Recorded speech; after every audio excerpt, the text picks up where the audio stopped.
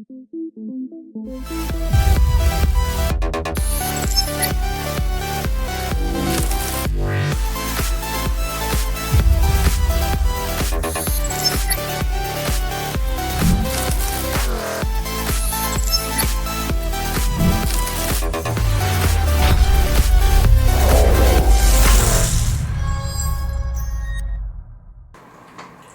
位网友，大家下午好，欢迎大家参加今天的线上分享会。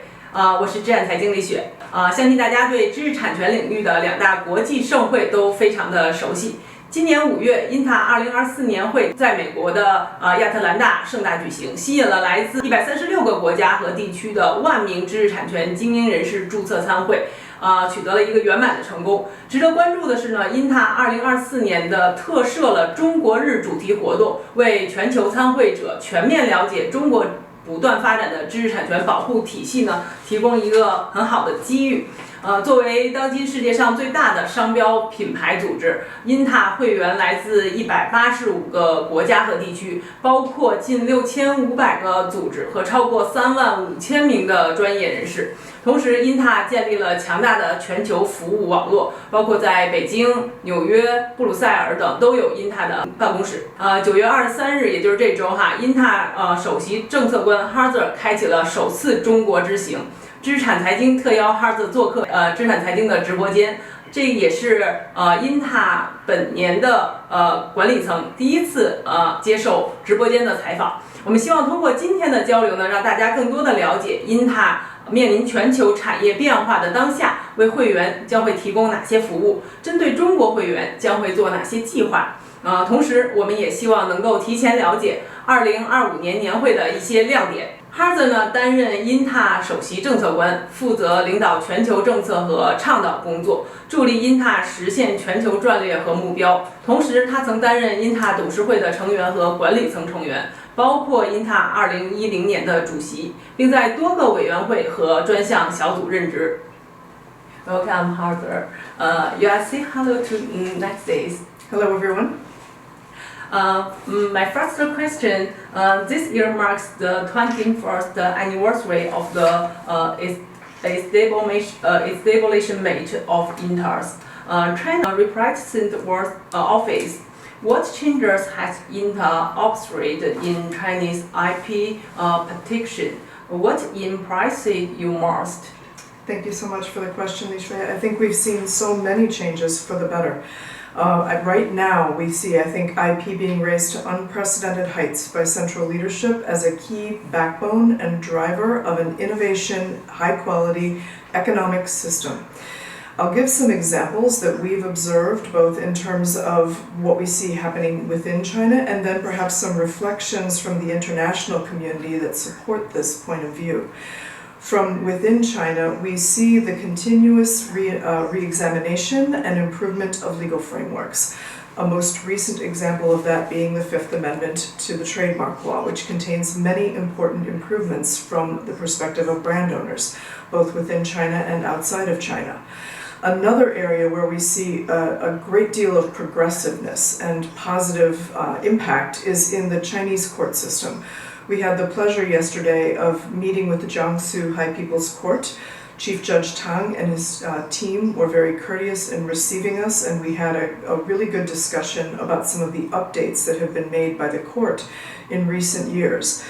China was one of the early adopters of specialized IP courts, which is certainly something that INTA promotes on a global basis. And here in China, those courts have been in place for nearly 30 years, which is impressive on its own. But the way that the courts have continued to embrace and make sure that they stay current with the issues that intellectual property raises is truly impressive. And we had the chance to discuss some key issues with them, including the evolution of damages as a deterrent for the misuse of intellectual property, which is something that INTA considers to be very important. Also, the availability of preliminary injunctions, which is critical when there is immediate and perceived irreparable harm to a brand, to be able to take action quickly, and Chinese courts are really at the forefront of using this tool and enabling it for brand owners. And we also see continued strong action to address the many issues raised by so-called bad faith filings, which are a known consideration, but something that we think China is doing a good job of addressing within the court system. So those are some of the ways that we see the system operating in a strong and positive manner. Mm-hmm. And then I mentioned that there are some external factors. I'll just mention a couple very briefly, but the World Intellectual Property Organization, or WIPO, of course, publishes its annual Innovation Index.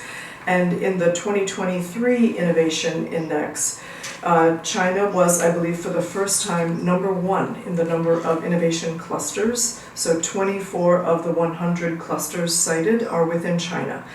China has also now moved up to 12th place in terms of IP importance overall on a global basis, and is one of the countries that is moving up the ladder, if you will, most quickly over the last 10 years. Mm-hmm. And then finally, if you look over a longer period of time, perhaps the last 2 decades, 57% of international filings have come from China, and that's a huge number. So those are external points of view that demonstrate what we think are some of the achievements in China with respect to intellectual property protection. Okay. This year, INTA released a series of reports. What in package and helped us the release of these reports and to help on the industry? Thank you so much for that question as well. So INTA is definitely seeking to become a go-to resource for data and insight within the IP community. It's very important to INTA. It's one of our 3 most significant strategic directions to support the development of IP professionals. And one of the ways in which we do that is to provide concrete information and data that professionals can use to advise and inform the way that they protect their intellectual property and operate their businesses. Mm-hmm. We develop our research agenda on an annual basis by seeking proposals from stakeholders of all sorts, including government officials and intellectual property offices, as well as members and businesses, on the types of issues that are important to them. And from there, we select a couple of studies to conduct every year, the data for which then become available in terms of providing those types of insights to the IP community. So that research agenda is something that we've been pursuing for a number of years now. It also supports our policy and advocacy work in the sense that when we are communicating with governments and intellectual property offices about the issues that are important to our members, having data and information to demonstrate the impact that those issues are having on businesses is critical. So these research reports serve a number of important purposes for us. We also, outside the context of doing these research reports, seek to create a community that can provide benchmarking and informational opportunities among our more than 35,000 members globally so that they can learn from one another. And then of course we have formal programming at both an international and a national and local level that's designed to reach people where they are to provide them with timely and helpful information. Okay, thank you. With the changes in the market and various factors, the demand for countries to explore Southeast Asian, South Asian, and other countries is increasing. What research has it provided for its members in response? We do see this trend of Chinese brands seeking to expand globally and outside of China. And we think this is reflective of the country's overall recognition of the importance of brands as a vehicle for growth and economic prosperity. We have 3 overarching priorities in China, and I would tie our actions to those 3 priorities. The first is that we seek to support Chinese businesses in their interests in expanding outside of China. The second is that we seek to support international businesses as they want to enter or expand in the market within China. And the third, of course, is to monitor and seek to provide input on the development of legislation and policy within China. All of those things are important from our point of view. I've mentioned some of the ways in which we support those members in terms of educational and networking and benchmarking opportunities. We also, of course, have our Chinese Representative Office, which celebrated its 20th anniversary last year and is now 21, and they are our local resources to provide regular support to our members here in China. Such as communications, big data, AI, new changes have arisen for the IP industry. What work has INTA done to better assess its members? Thank you. I would say that the work probably falls into two categories. In one category, we are looking into the impact of AI on intellectual property laws and practices. So AI's contributions raise many issues with respect to how IP laws currently operate. Just to give a couple of examples, if a generative AI response is a part of a contribution, for example, to creating a copyrighted work or potentially even a patented work, should AI systems be able to serve as authors for purposes of copyright protection or inventors for purposes of patent protection? Just to give a couple of examples. So at the moment, we see that the legislative environment is reassessing what AI is demanding of the intellectual property system and how it should be addressed. We also see as another overarching issue, what is the appropriate role of humans and AI working together? How does that affect the creation and protection of intellectual property? Laws are still evolving in many countries in this regard, and some jurisdictions have been quicker to regulate. For example, the EU has the EU AI Act. We're waiting to see how that plays out in implementation. Other countries are perhaps taking a more measured approach and stepping back to gather more information about the impact of AI and how it's actually being used and what its potential is before they are choosing to legislate. So all of these things are important impacts on the law. And then there's also the impact on the practice of law and the jobs within the intellectual property system.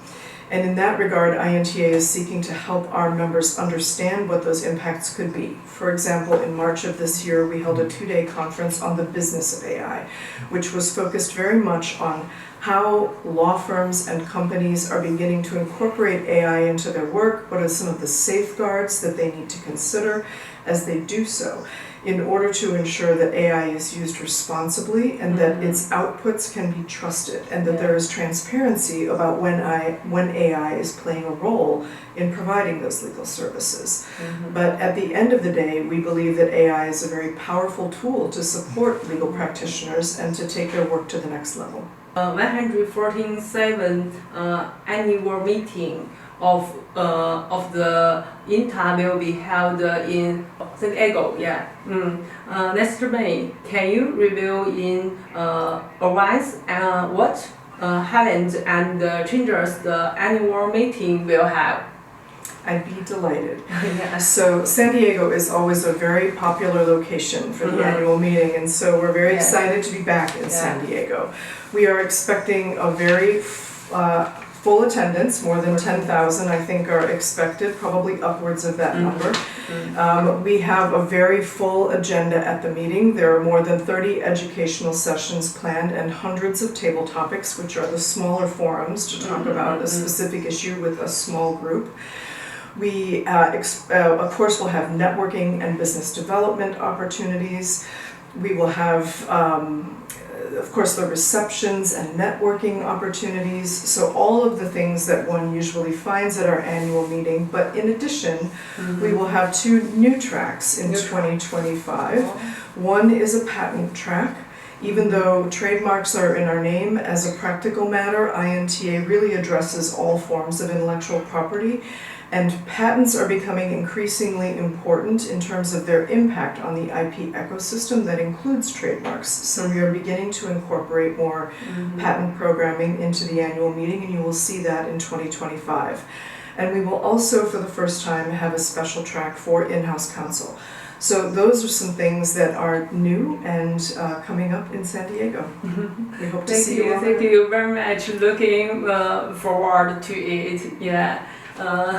感谢 Hazard 的分享。相信今天观看直播的朋友也会对 INTA 以及全球知识产权的最新动态，尤其是2025年的盛会有更多的期待。我们也希望能够在圣地亚哥能够见到更多的朋友，那也是大家一次相聚的一个很好的一个机会，是一个大的 party。